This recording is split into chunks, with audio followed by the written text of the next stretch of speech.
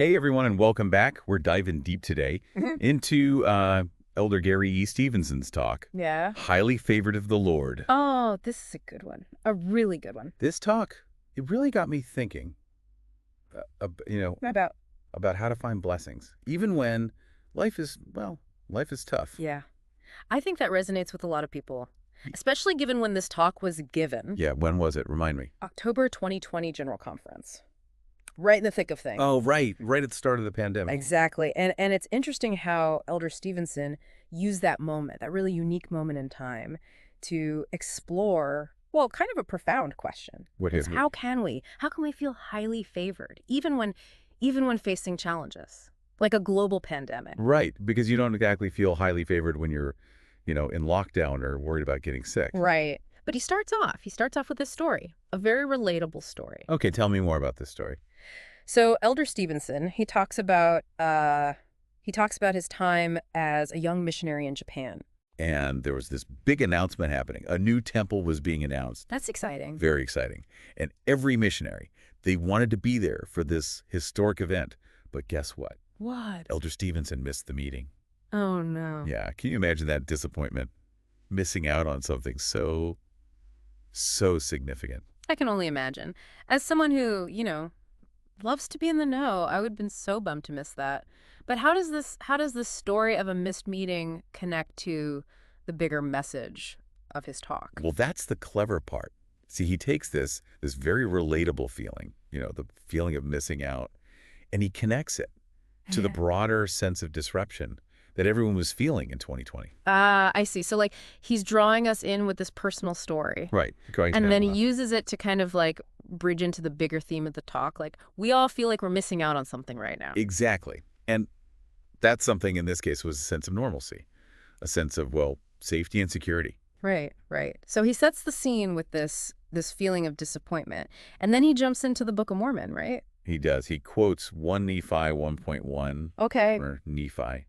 He describes himself as highly favored of the Lord, Huh. despite facing all sorts of trials. Okay, hold on a second.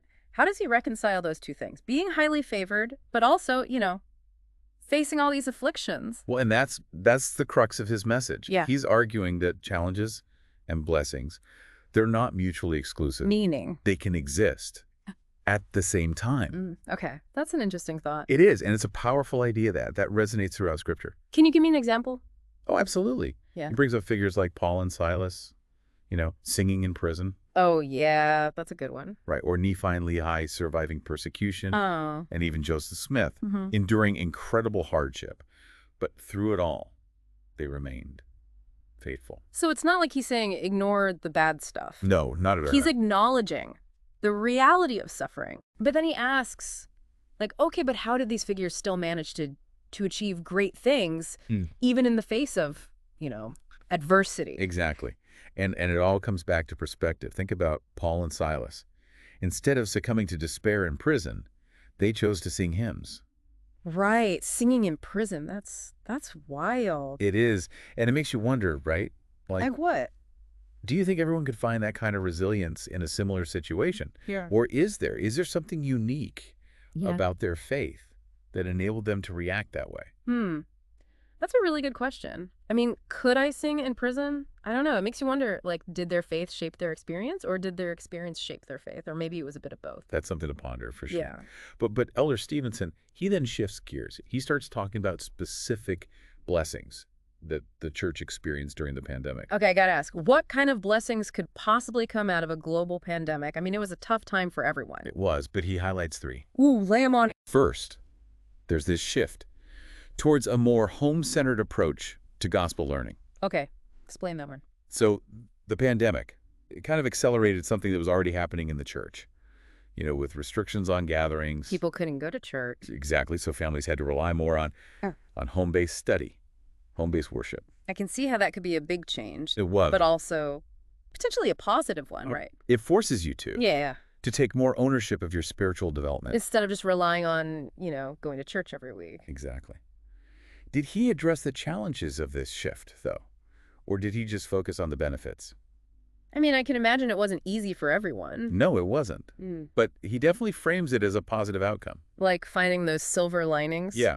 Even though it was born out of necessity, there were unexpected benefits. I like that.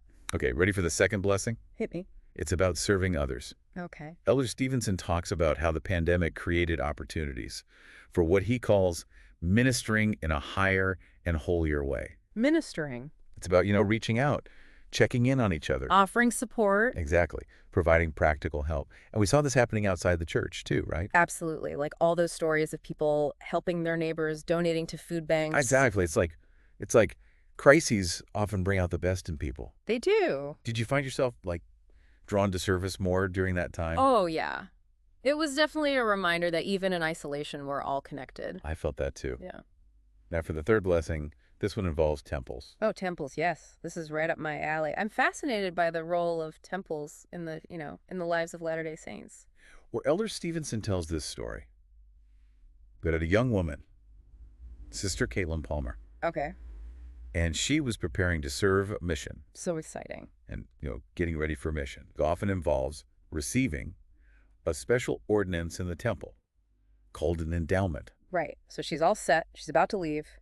And then, bam, pandemic hits. and temples close. Exactly. So the question is, was she able to go before her mission? We'll spill the beans. What happened? Okay, so her endowment, it was scheduled, Okay. but then temples closed. Oh, no. Yeah, and then she also found out that her missionary training, it would be virtual instead of at the missionary training center. Oh, so disappointing. It was. Yeah. One disappointment after another.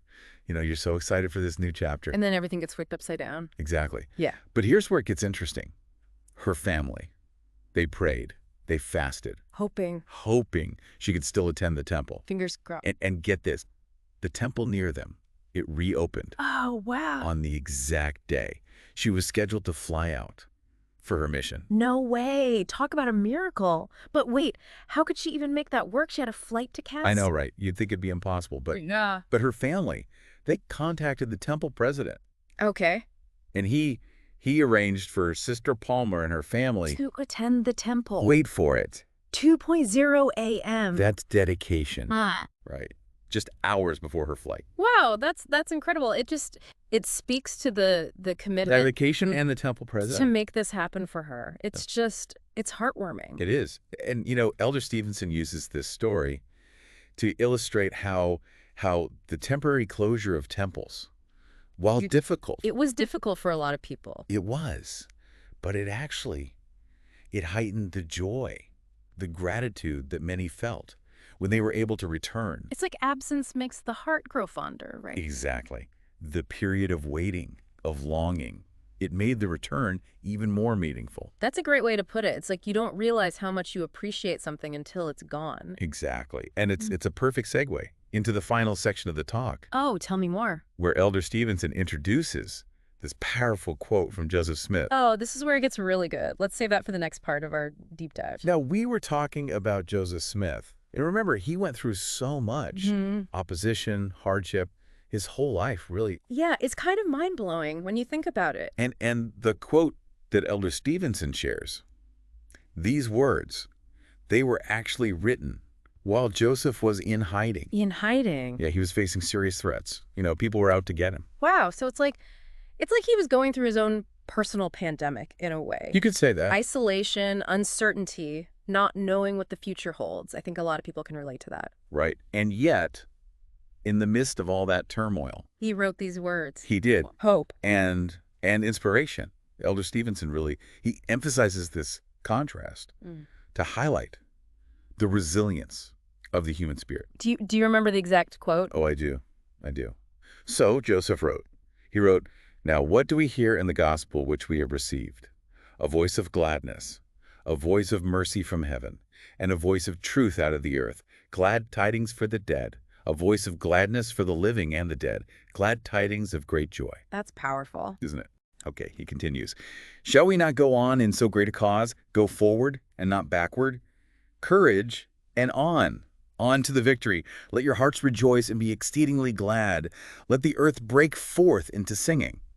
Wow. I mean, just wow. To write those words while in By heightened, facing persecution. it really challenges you to rethink your own response to adversity. Like, what am I complaining about? It puts things in perspective, doesn't it? And I think that's exactly what Elder Stevenson wanted to achieve by sharing that quote. To remind us. To remind us that even when things are really hard, there's still reason to hope, to find joy, to keep moving forward. Yeah, I needed to hear that today. I think we all do. I all do. So as we start wrapping up our dive into this talk, what would you say are the key takeaways for our listener? That's a good question.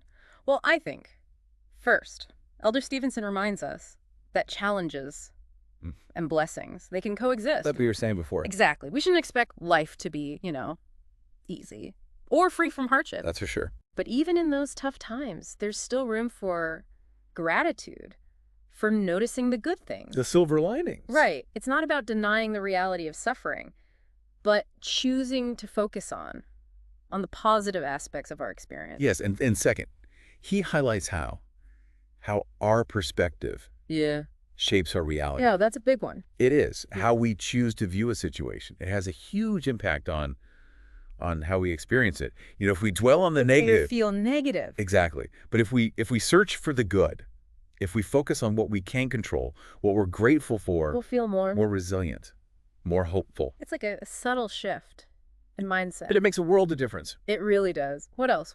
Oh, this is an important one. I think it's crucial to recognize the role of faith. Faith. Now, faith can mean different things to different people. For sure. But in the context of this talk, I think it boils down to having a belief in something bigger than ourselves. Something that can sustain us when we face challenges. Exactly. Whether that's faith in a higher power, faith in humanity, or even faith in your own inner strength. Yeah, having that belief system, it just it seems to foster resilience. It does. And finally, I think it's worth noting how Elder Stevenson uses personal stories to bring his message to life. Oh, yeah, the stories. He's a great storyteller. He is. Like his own experience as a missionary. The story of Sister Palmer. And those powerful words from Joseph Smith. Exactly. These anecdotes, they make these, sometimes abstract concepts feel more real, more relatable. They remind us that we're not alone. In our struggles. So true. So as we close out this part of our deep dive, we want to leave you with something to think about. Right? What's that? Remember that time, as you shared with us, when things felt especially challenging, uncertain. Oh, yeah, I remember. As you look back on that experience now, can you see any blessings or positive outcomes that emerged? That's a good question. Yeah. How did your perspective shape your journey through that challenge? We'd love to hear your thoughts. Yeah, feel free to reach out to us on social media or drop us an email. Let's keep this conversation going.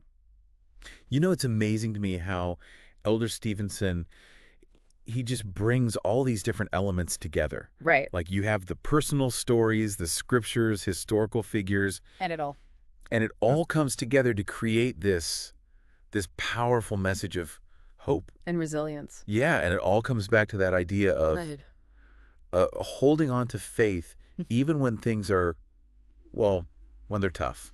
Yeah, we talked about how faith, it can mean different things to different people. But I think ultimately, it's about believing in something bigger than ourselves. Right. Something that can kind of sustain us. When we're going through those challenges. Exactly. And it's not about, ignoring the difficulties or pretending that they don't exist. No. It's more about choosing to believe that even in the midst of those trials, there's still that loving and watchful eye guiding us. It's interesting because this message, it feels even more relevant today than it did back in 2020. Oh, absolutely. When Elder Stevenson first gave this talk, we're still living in a world with so much uncertainty, change, and it's easy to get caught up in all the negativity. Oh, yeah, the fear-mongering. It's everywhere. It is. But this talk, it's like this reminder to look beyond those immediate circumstances. To kind of zoom out a little bit. Yeah, and search for those little glimmers of hope, those moments of grace. The blessings that are sometimes hidden in plain sight. Yeah, exactly. It's a call to action, I think. I agree. A call to choose faith over fear, to find joy even when things are hard. And to remember that we're not alone on this journey. That's a beautiful way to put it.